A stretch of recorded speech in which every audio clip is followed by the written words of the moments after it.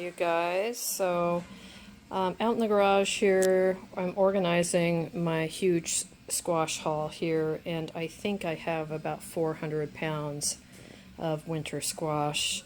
I also have my garlic, one type of onion, and a secondary type of onion that I've got stored out here. And most of the squash, I know. Got some acorn, some Hubbard, some Delicata, but I'm having a problem identifying a couple, so I pulled those out and put them in the house. So I'll show you all what I planted, and maybe you guys can help me understand what other type I have. So I went ahead and pulled out my seed packets because I have a couple squash here, these two in particular. I have no idea what they are. My seed packets, one of them was a mixture of seeds. So I'm thinking these two might be crosses. But I wanted to show you what I have planted, and maybe you guys can help me figure it out.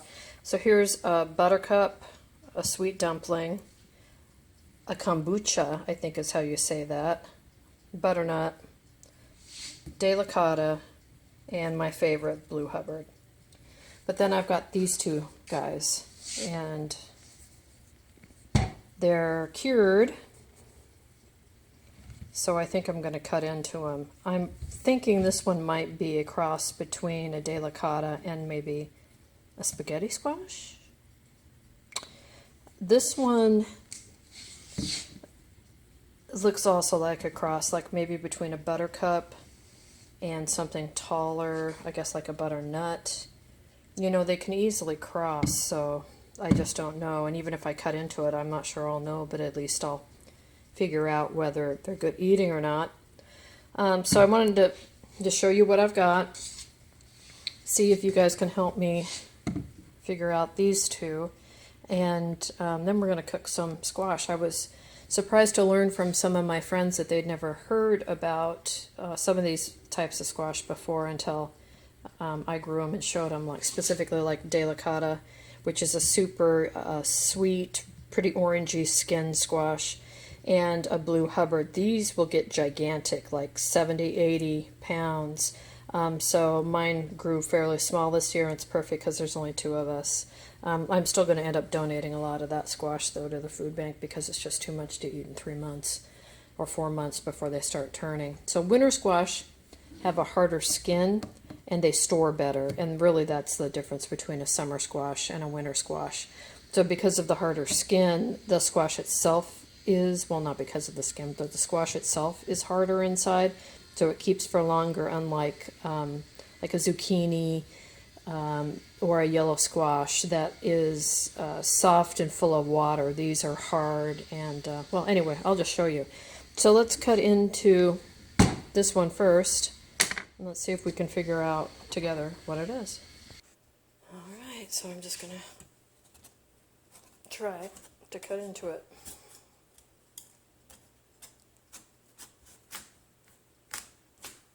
Squash, don't rush it. Just go slow and be strong. So that's interesting. It smells very pumpkin-y, but it's really light. It looks like a zucchini in there, doesn't it? Maybe it's a zucchini something cross. All right. I'm not going to be able to break this, which means I'm going to need to resort to probably dropping it on the concrete outside is how a lot of people open these, or I can take a hammer to it. But I'm not willing to let it roll on me. So let's go to this one. See if we can get that open. Now, see, this is much orangier. It also smells pumpkin-y, but squash or pumpkins, so what are you going to do?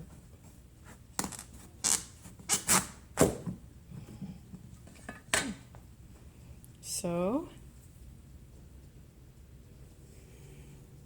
hard on the outside, soft on the inside, nice seed production.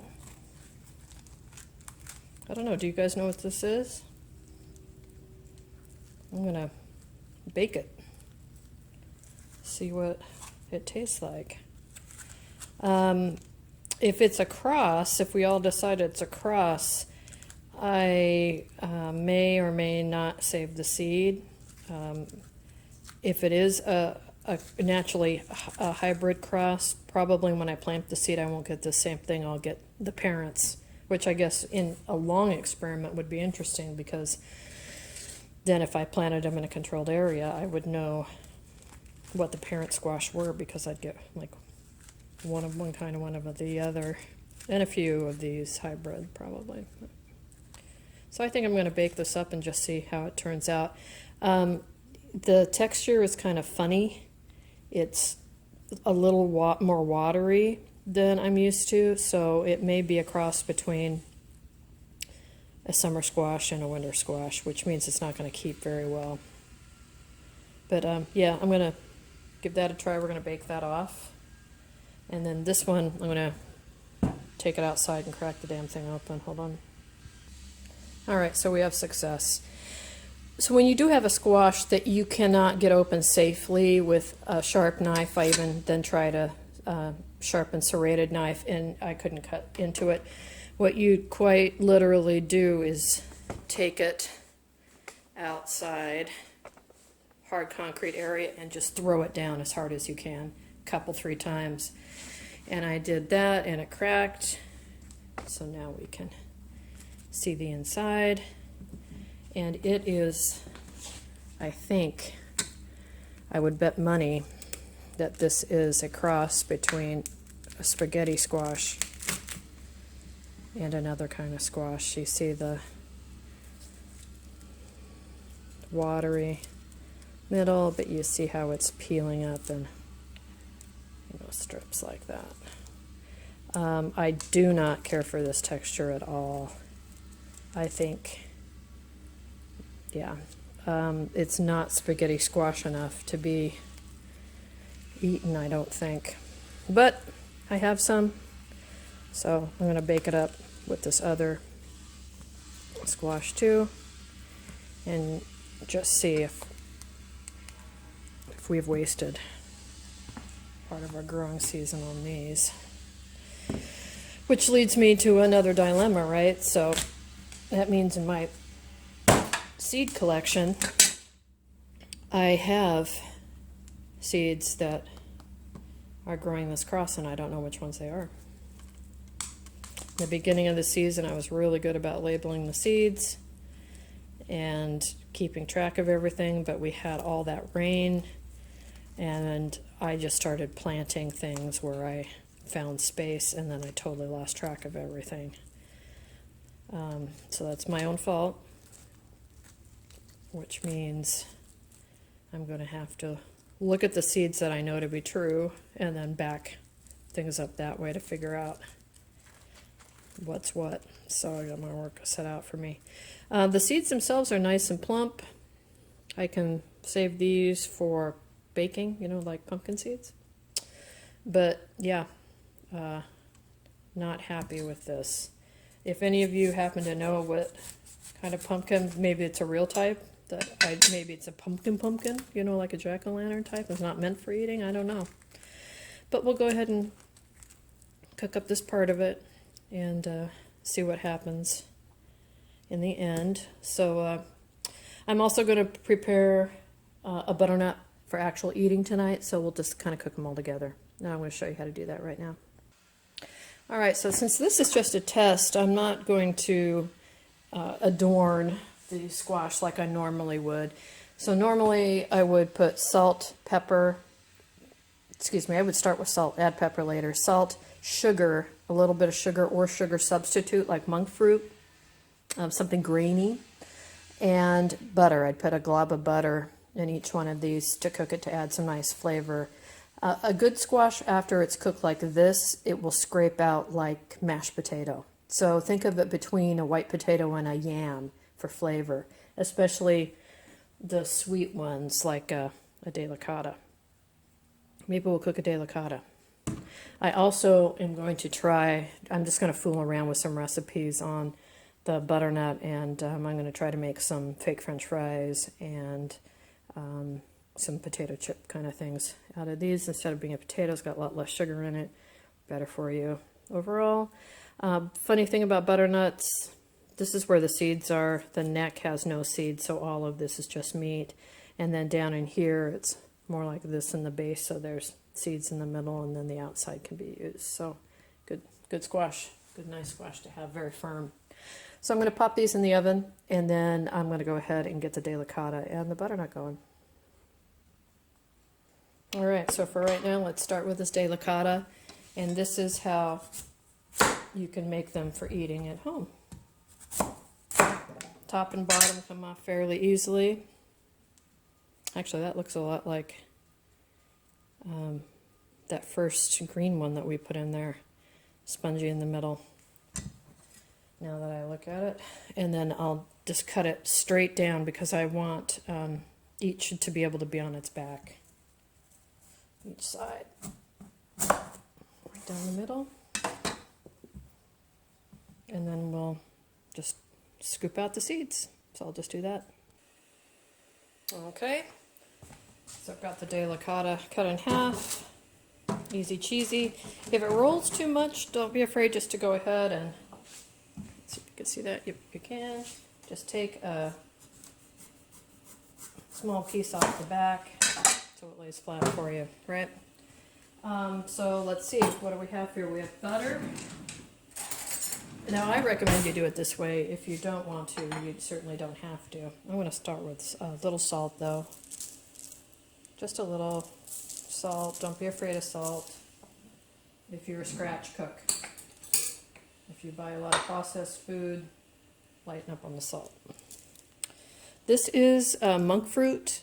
It is a sugar substitute made from sugar somehow. No, it's a plant. It's its own plant like stevia is. So it's not full of chemicals. But it also doesn't make your glycemic index go up, and it's just a sweeter sugar. So why not? All right, and then we've got butter in my little cheese crock here. And what is this? Half a tablespoon each. And then 425 for, I don't know, 40 minutes. All right, now I'm going to do some butternut. So I just pulled our unknown squash out of the oven, and I just put some butter on this one because surprisingly it is acting like a spaghetti squash. It's all coming apart in strands. So I'm thinking, like I said before, this is a cross between a spaghetti squash and something. So I just wanted to see what the flavor was like if I added a little bit of butter. So I'm just going to let that sit there for a minute. This other squash came out pretty nice. It is a little watery still, but now again it's plain. There's no butter, no sugar, no salt.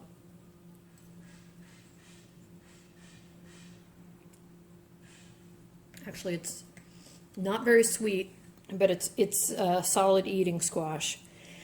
This is not going to be like a mash like other squash are. You can see again, like I said, I think it's a cross, and see how it looks almost like the spaghetti squash a little bit. Get that to focus on there. See the strands in there. The other squash, you'll see when we pull it out, it's more of a mash. But it has a very, very mild flavor. So I guess what I'm saying is I wouldn't purposefully grow this squash, but it's definitely edible if I need to eat it. So I will probably give this to my chickens. Crack them open and give them to the chickens. This, I think, needs to be cooked a little bit more.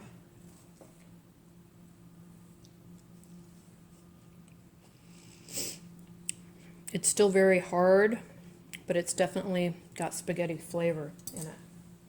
So let's start doing a little doctoring here. I think we can improve this a little bit with a little salt.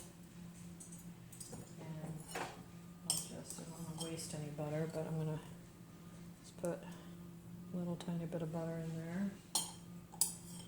A little more butter in there. And I'll pop it back in the oven for 15 more minutes. And let's see if it improves. Maybe it'll cook a little more. All right, now we've got the Delicata squash out. And I cheated a little bit and took a taste first. But it is wonderful. It's nice, it's buttery because of the butter we put in there. Much like a mashed potato. And you can eat the skin in the younger squash, but it is so good. And again, much more healthy for you than a potato. Fiber. Did you know squash has more vitamin C than oranges? Interesting. I'll put some nutrition facts around somewhere for you to read them, probably in the description below. But because we put the butter and salt and a little bit of sugar on here, it's wonderful, or sugar substitute.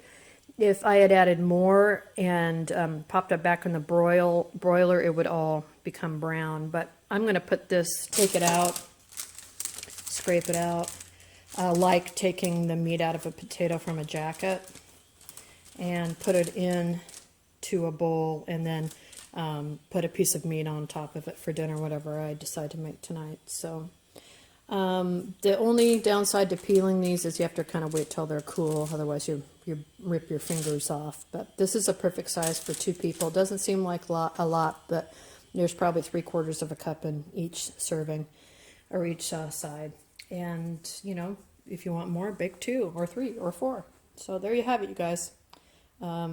Delicata squash, that's how you make squash, and I hope you enjoyed this video.